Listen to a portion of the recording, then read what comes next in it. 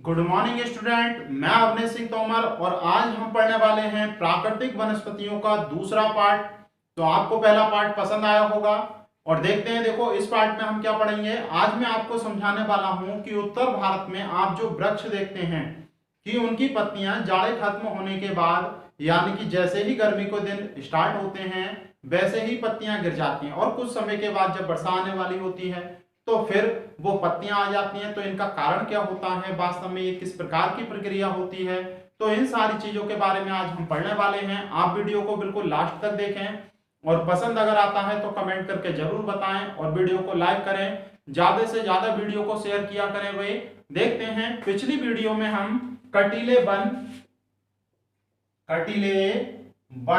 एवं झाड़ियां पढ़ रहे थे भाई। तो मैंने आपको कुछ चीजें समझाई भी थी, सही है, आपको समझ में भी आया। देखो जैसे हमने बात की थी, जब वर्षा वन की हम बात कर रहे थे उनके पत्ते चौड़े होते हैं। क्यों? क्योंकि वर्षा की मात्रा पर्याप्त होती है और जिस कारण उनका बाष्पोत्सर्जन करने के लिए उनकी पत्तियां बहुत चौड़ी होती हैं। लेकिन जैसे जैसे वर्षा की मात्रा घटती जाती है वैसे वैसे पौधों के पत्ते भी छोटे होते जाते हैं। चाहे इस बात को आप देख लें, जैसे वर्षा वन जहां पर होते हैं वहां पूरे वर्ष भर या वर्षा की उपलब्धता बहुत ज्यादा होती है पानी की, तो पत्ते ज्यादा बड़े होंगे। लेकिन उत्तर भारत में मानसूनी क्षेत्र है, वहां की जो वायु होती है, सही है, वहां जो जलवायु होती है वहां पर वर्षा मानसूनी काल में पड़ती है, मतलब पूरे समय नहीं पड़ती है, कुछ समय पड़ती है। तो वहां के पत्ते आपने देखे हैं। देखो आप शीशम का वृक्ष देख लो, शीशम के वृक्ष का छोटा सा पत्ता होता है भाई। आप लिप्टिस का देख लो, लिप्टिस का छोटा सा पत्ता होता है। आम का देख लो, क्या ताड़ के वृक्ष के बराबर पत्ते होते हैं इनके? नहीं। और जब फिर और ज्यादा कम वर्षा वाले क्षेत्रों में आप चले जाएंगे, जैसे आप कहाँ जाते हैं, आप राजस्थान वाले क्षेत्र में, तो वहां पर तो वर्षा बहुत कम पड़ती है भाई। तो वहां की पत्तियां और छोटी हो गई और कुछ की तो इतनी छोटी हो गई कि उन्होंने पत्ते का नाम ही खत्म हो गया उनका, वो कांटों में परिवर्तित हो गई। क्यों? क्योंकि कांटे कभी भी बाष्पोत्सर्जन नहीं करते हैं। तो जो भी धरती के अंदर यानी कि धरातल में पानी होगा वो सेफ रहता है और पौधे का जीवन काल आगे की ओर बढ़ जाता है। यही मैं आपको समझा रहा था कि जहां की जलवायु और पर्यावरण और वर्षा की मात्रा जैसी होती है वहां की वनस्पतियां अपने आप को बिल्कुल उसी प्रकार की जलवायु में रहने की आदत डाल लेती हैं। जैसे हम मानव को ही देख लें आप, अगर हम उत्तरी ध्रुव पर चले जाएं, वहां के लोगों को तो रहने की आदत है, वहां पर पूरे वर्ष भर बर्फ जमी रहती है, ठंडा माहौल होता है भाई। तो क्या हम बहुत लंबे समय तक जी पाएंगे? नहीं, क्योंकि हम मुख्य रूप से उष्ण कटिबंधीय क्षेत्र की जलवायु वाले हैं। हमारे जो शरीर का तापमान है वो गर्म रहना चाहिए, तभी हम जीवित रह पाएंगे। लेकिन वहां तो एकदम टेम्परेचर गिर जाता है। तो वहां के लोगों ने ठंड के हिसाब से जीना सीख लिया, यहाँ के लोगों ने गर्मी के। और अगर हम कहाँ चले जाएं, जो विषुवत रेखा है उसके निकट, तब भी हमारी हालत खराब हो जाएगी। क्यों? क्योंकि हम मध्यस्थ जलवायु में हैं। कैसी जलवायु में हैं? ना तो बहुत ज्यादा गर्म और ना ही बहुत ज्यादा ठंडी। तो चाहे तो विषुवत रेखा पर चले जाएं या ध्रुवीय जलवायु में, तो हमारा जीवन कठिन हो जाएगा। क्यों? क्योंकि हम जो हैं उन्होंने कहाँ के हिसाब से रहना सीख लिया? भारत की जलवायु के हिसाब से। बिल्कुल वही वनस्पतियों का हिसाब है। तो मैं इनके बारे में आपको बताता हूं। जैसे आपने कैक्टस देखा होगा, कैक्टस का मतलब है नागफनी का पौधा। किसका? नागफनी का। तो नागफनी पे कोई पत्ता ही नहीं होता, सारे कांटे कांटे होते हैं भाई। तो कांटे कभी भी बाष्पोत्सर्जन नहीं करते हैं, बाष्प का उत्सर्जन नहीं करते हैं, इसीलिए ये पौधे जीवित रहते हैं। और भारत में कहां पाए जाते हैं? जो राजस्थान है, राजस्थान में मुख्य रूप से पाए जाते हैं और राजस्थान से लगे हुए जितने भी राज्य हैं उन क्षेत्रों में पाए जाते हैं। जैसे उत्तर में अगर राजस्थान के जाएं तो पंजाब आपको मिलेगा, उसके बाद हरियाणा मिलेगा, उसके बाद यूपी मिलेगा और एमपी मिलेगा और गुजरात। तो इन सभी राज्यों में ये वनस्पतियां पाई जाती हैं, सही है। जैसे पंजाब का जो क्षेत्र राजस्थान से लगा हुआ है उन क्षेत्रों में ये वनस्पतियां पाई जाती हैं, यानी कि हरियाणा के दक्षिण पश्चिम और उत्तर प्रदेश के दक्षिण पश्चिमी क्षेत्र में, मध्य प्रदेश के पश्चिमी क्षेत्र में, गुजरात के उत्तरी क्षेत्र में ये वाली वनस्पतियां पाई जाती हैं, कटीले वन एवं झाड़ियां। और आपको याद होगा पीछे मैंने वृष्टि छाया प्रदेश पढ़ाए थे। तो जो आपका प्रायद्वीपीय भारत है, जो आपका प्रायद्वीपीय भारत है उसके बीच में ये जो वृष्टि छाया प्रदेश था, यहाँ पर भी वर्षा की कमी होती है, तो यहाँ पर भी कटीले वन एवं झाड़ियां ही पाई जाती हैं। अब तो ये बातें क्लियर हो रही होंगी। अब देखते हैं, देखो जो आपके वर्षा वन, सॉरी, जो आपके पर्णपाती वन होते हैं, पर्णपाती वन या फिर मानसूनी वन, या फिर मानसूनी वन, इनका पहली बात तो ये नाम ही क्यों रखा गया है भाई, तो आप समझने की कोशिश करें। उत्तर में हमने मुख्य रूप से क्या देखा था भाई, देखो ये आपकी भारत की स्थिति आप देख सकते हैं भाई, सही है। यहां पर था तराई का क्षेत्र, तराई के क्षेत्र के दक्षिण से, आप समझना, तराई के क्षेत्र के दक्षिण से लेकर तमिलनाडु तक, और यहां पर मध्य प्रदेश से लेकर झारखंड तक, यहां पर तराई के दक्षिण से लेकर तमिलनाडु तक और यहां पर मध्य प्रदेश से लेकर झारखंड तक मुख्य रूप से ये वाले वृक्ष पाए जाते हैं, सही है। क्यों पाए जाते हैं, क्योंकि आप ध्यान से समझना इस बात को, यहां वर्षा, यहां इन क्षेत्रों में वर्षा पूरे वर्ष नहीं पड़ती, पूरे वर्ष नहीं पड़ती है, और इसी कारण केवल कौन से समय में पड़ती है, मानसून काल में। केवल कब पड़ती है भाई, मानसून काल में। उत्तर भारत में मानसून पहुंचता है जुलाई में और सितंबर तक वर्षा पड़ती है। कब तक पड़ती है, तो जुलाई से सितंबर तक वर्षा मिली, जुलाई से सितंबर तक, और पूरे वर्ष भर यहाँ पर क्या रहना है भाई, सूखा रहना है। तो बाकी के समय ये पौधे कैसे काटेंगे, सही है, पानी तो मिलेगा नहीं, तो जीवित कैसे रहेंगे, क्योंकि हम उन पौधों की बात नहीं कर रहे हैं जो घर में लगे रहते हैं, हम उन पौधों की बात कर रहे हैं जो पूरी तरह से प्रकृति पर निर्भर हैं। अगर वर्षा पड़ेगी तो पानी मिलेगा, अगर वर्षा नहीं पड़ेगी तो पानी नहीं मिलेगा। तो देखो इन्होंने इसी प्रकार की जलवायु में रहना सीख लिया। क्यों, तो आप समझे, देखो जुलाई से सितंबर तक जो वर्षा पड़ती है वो भूमि के अंदर कुछ समय तक के लिए सिंचित रहती है, और सितंबर अक्टूबर के बाद तो गर्मी भी नहीं पड़ती भाई। और आप इस बात का भी याद रखें, जितनी ज्यादा गर्मी पड़ेगी, यानी कि सूर्य की किरणें जितनी ज्यादा सीधी पड़ेंगी, बाष्पोत्सर्जन उतना ही ज्यादा पड़ेगा, और जितना सूरज कम निकलेगा उतना ही कम बाष्पोत्सर्जन होगा। तो सितंबर के बाद अक्टूबर से तो वैसे ही आप जानते हैं भाई दक्षिणी गोलार्ध में प्रवेश कर जाता है आपका सूर्य, और दक्षिणी गोलार्ध में मुख्य रूप से, उत्तरी गोलार्ध में उस समय क्या होती है, ठंड। तो अक्टूबर के माह से उत्तर भारत में ठंड आ जाती है, जिस कारण उत्तर भारत की ये जो बीच में वनस्पतियां मैंने आपको बताई, इनका बाष्पोत्सर्जन कम हो जाता है, तो जो भी नमी होती है उससे काम चला लेती है। लेकिन जैसे ही फरवरी का माह आता है, क्योंकि फरवरी के बाद मार्च से, क्योंकि हम जानते हैं मार्च को कहां पर आ जाएगी, ये सूर्य कर्क रेखा पर सॉरी विषुवत रेखा पर आ जाता है, तो उसके बाद से उत्तरी गोलार्ध में यानी कि भारत में गर्मी होनी शुरू हो जाती है, और जब गर्मी होनी शुरू हो जाती है तो पौधों में बाष्पोत्सर्जन तेज हो जाएगा, तो पौधों में बाष्पोत्सर्जन तेज हो जाएगा, और पिछले 4-5 माह से इन्हें पानी मिला नहीं है, तो जो भी पानी जमीन के अंदर होगा अगर बाष्पोत्सर्जन करेंगे तो वो भी क्या होगा, निकल जाएगा, और बाद में इन पौधों की मृत्यु हो जाएगी। तो उससे बचने के लिए ये क्या करते हैं, फरवरी मार्च के माह में अपने पत्ते गिरा देते हैं। पत्ते क्या करते हैं भाई, गिरा देते हैं, और जब ये पत्ते गिरा देते हैं, जब पत्ते ही नहीं होंगे क्या बाष्पोत्सर्जन होगा, नहीं होगा भाई। और जब फिर वर्षा पड़ती है जून जुलाई के समय में, जून जुलाई में, तो उस समय इन पर फिर से नए पत्ते आ जाते हैं, सही है। क्यों, क्योंकि उस समय में वर्षा पड़ने लगती है, फिर वर्षा का बाष्पोत्सर्जन करने के लिए क्या चाहिए भाई, पत्ते चाहिए। तो ये सिस्टम होता है इनका। जैसे ही गर्मी पड़नी शुरू होती है, सर्दियों के बाद जैसे ही गर्मी पड़नी शुरू होती है, अपने आप को बाष्पोत्सर्जन से बचाने के लिए, यानी कि अपने अस्तित्व को बनाए रखने के लिए ये पत्तों को गिरा देती हैं, और फिर जब दोबारा बारिश पड़नी शुरू होती है या बारिश की उपलब्धता होने लगती है, फिर ये नए पत्तों को धारण कर लेती हैं। इसलिए ये मार्च से लेकर जून जुलाई के बीच का जो समय होता है बहुत गर्मी वाला, इस समय इन पर कोई भी वृक्ष नहीं होता, कोई भी पत्ते नहीं होते। अब चाहे वर्षा कितनी भी ज्यादा पड़े, अब चाहे धूप कितनी भी ज्यादा पड़े, ये पौधे सूखेंगे नहीं, ये पौधे सूखेंगे नहीं, क्योंकि जो भी जल होगा धरातल में पृथ्वी के अंदर वो ऐसा ही रहेगा, उसी से इनका जीवन कट जाएगा भाई इतने 3-4 महीने का।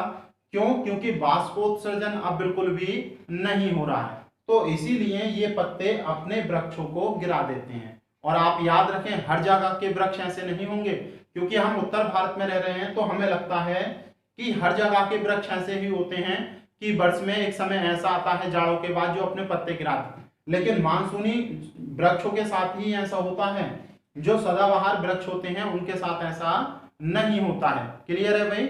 जो सदाबहार वृक्ष होते हैं वो पूरे वर्ष भर अपने पत्तों के साथ हरे भरे रहते हैं, इसीलिए उन्हें क्या कहा जाता है? सदाबहार वृक्ष कहा जाता है। तो इतनी बात क्लियर हुई। तो इसीलिए क्योंकि ये अपने पत्तों को गिरा देते हैं, पर्णपाती वन कहा जाता है। क्योंकि मानसून पर निर्भर हैं, इसीलिए इन्हें क्या कहा जाता है भाई? मानसूनी। क्या कहा जाता है इन्हें? मानसूनी। तो ये दो तीन बातें आप समझ पाए। तो उत्तर भारत की जो वृक्ष हैं वो अपने पत्ते क्यों गिराते हैं? सही है, नए पत्ते क्यों धारण करते हैं? तो अगर नए पत्ते धारण नहीं करेंगे तो बरसात के दिनों में इनकी जड़ें नहीं गल जाएंगी, क्योंकि पत्ते नहीं होंगे तो बाष्पोत्सर्जन नहीं होगा, और जब बाष्पोत्सर्जन नहीं होगा तो जड़ों में पानी भरा रहेगा इनके। क्लियर है भाई? तो जिस प्रकार से हम जीवित रहने के लिए हर संभव प्रयास करते हैं, हम कोई भी परिस्थिति हो जीवन जीने के लिए हर संभव प्रयास करते हैं, उसी प्रकार से हमें दिखाई नहीं देता, लेकिन पेड़ पौधे और वनस्पतियां भी हर संभव प्रयास करते हैं जिस प्रकार से वो अपने जीवन को बचा सकें, और वो सारी कोशिश करके देख लेते हैं, और अंत में जब हार जाते हैं तब उनकी मृत्यु होती है, वृक्ष सूखता है। सही है भाई? आप समझ पाए? कटीले वन एवं झाड़ियां, और पूरे भारत में ज्यादातर क्षेत्रफल इन्हीं का है। अगर आपसे कभी क्वेश्चन पूछा जाए कि भारत में सर्वाधिक क्षेत्रफल पर कौन से वृक्ष पाए जाते हैं, तो आप क्या लगा कर आएंगे भाई? पर्णपाती या फिर मानसूनी वृक्ष पाए जाते हैं। क्लियर है? तो पूरी डिटेल हम देखेंगे। आप ये बताओ कॉन्सेप्ट समझ में आ रहा है कि जो वर्षा वन है पत्तियां चौड़ी क्यों होती हैं, जो कटीले वन है उनमें झाड़ियों में मतलब जो कांटे होते हैं वो क्यों होते हैं भाई, और उत्तर भारत में या मध्य भारत में जो वृक्ष हैं अपने पत्तों को गिरा देते हैं, वो पत्तों को क्यों गिराते हैं। तो ये चीजें देखो, बिना समझे आप नहीं चल सकता भाई काम। मैं डायरेक्ट एक एक दो दो लाइन में आपको सब कुछ लिखा देता, लेकिन ऐसा पढ़ना व्यर्थ है। सही है? अगर मुझे एक दिन में 4 वीडियो भी बनानी पड़े मैं बनाऊंगा और आपका सिलेबस कराऊंगा, लेकिन आप थोड़ा सा साथ दो भाई। आप साथ नहीं दे रहे बिल्कुल।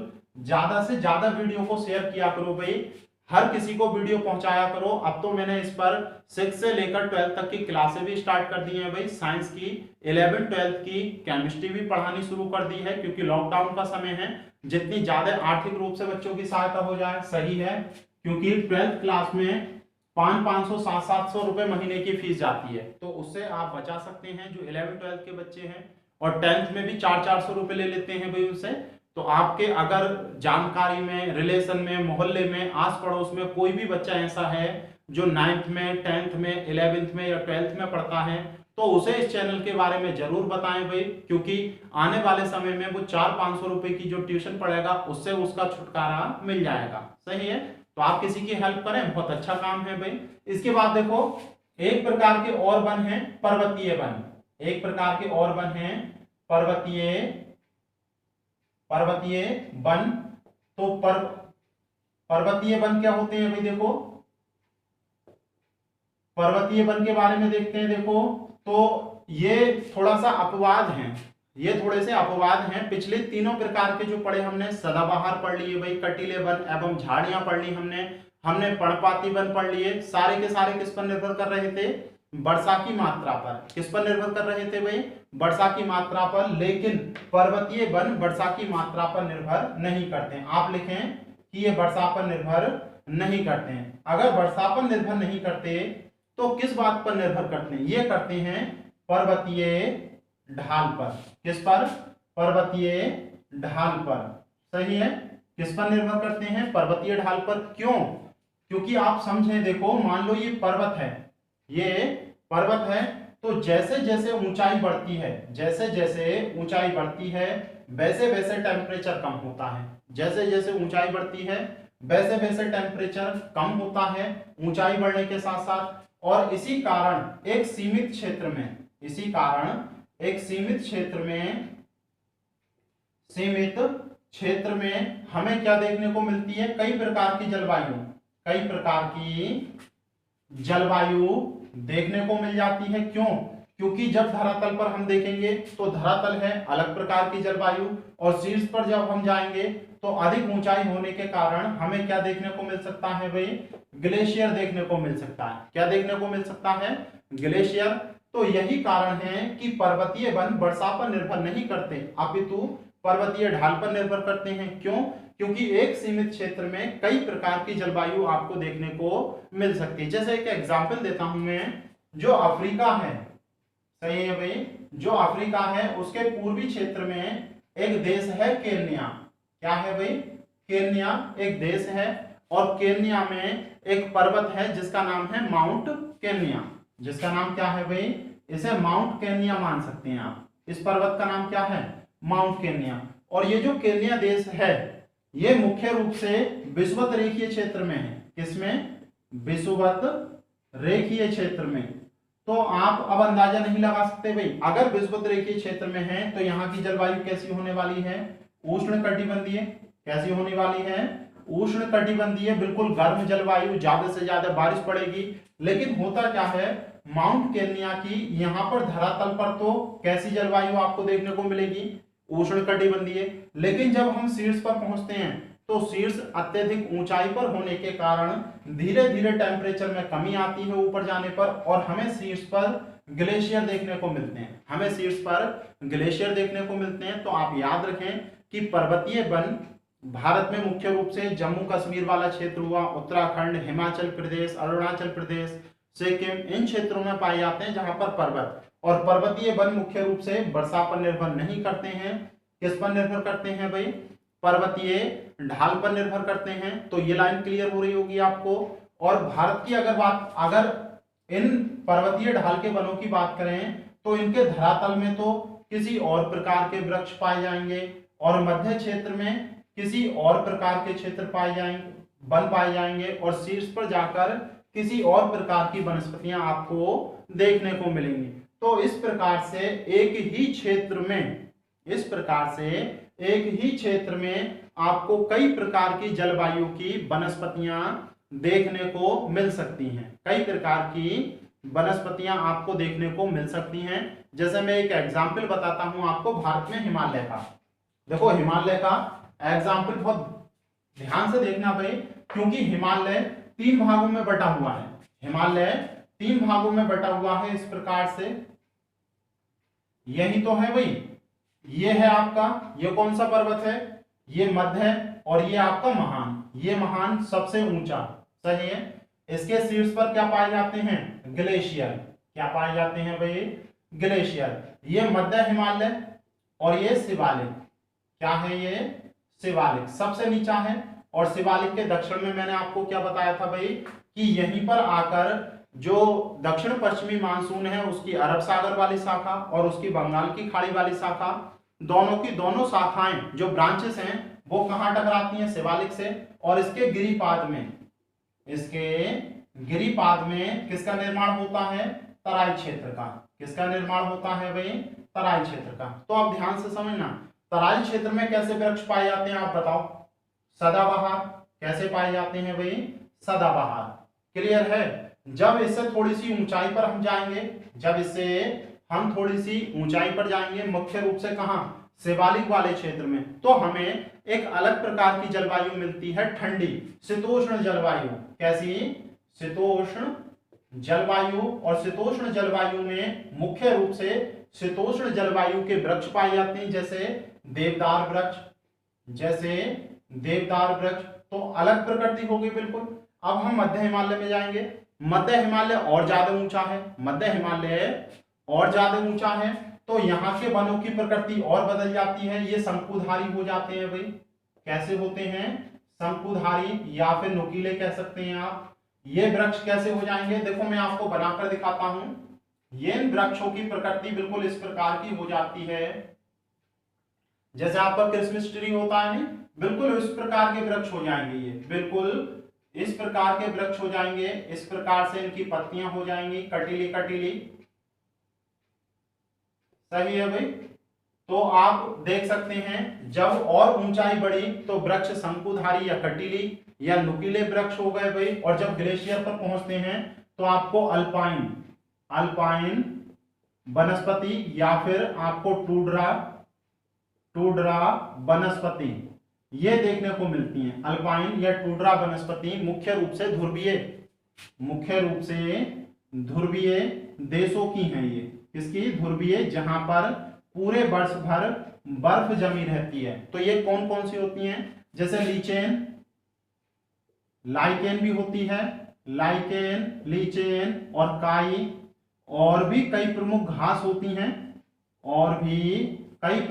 होती हैं, तो यहाँ पर अत्यधिक ऊंचाई पर जहां पर पूरे वर्ष भर ग्लेशियर होते हैं, बर्फ जमी रहती है, किस प्रकार की काई, घास, इस प्रकार की वनस्पतियां आपको देखने को मिलेंगी।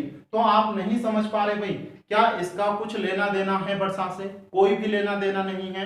किससे लेना देना है? पर्वतीय ढाल से। जैसे जैसे ऊंचाई बढ़ती जा रही है वैसे वैसे टेम्परेचर में कमी होती जा रही है।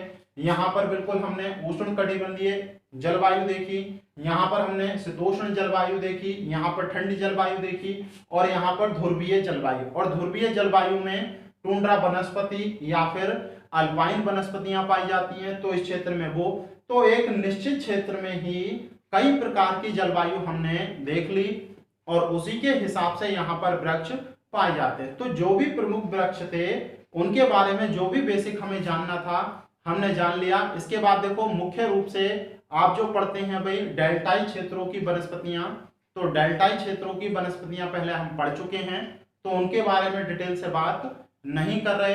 तो आपको ये चीजें समझ में आई होंगी। शुरू से हमने पढ़ लिया भाई सदाबहार वृक्ष।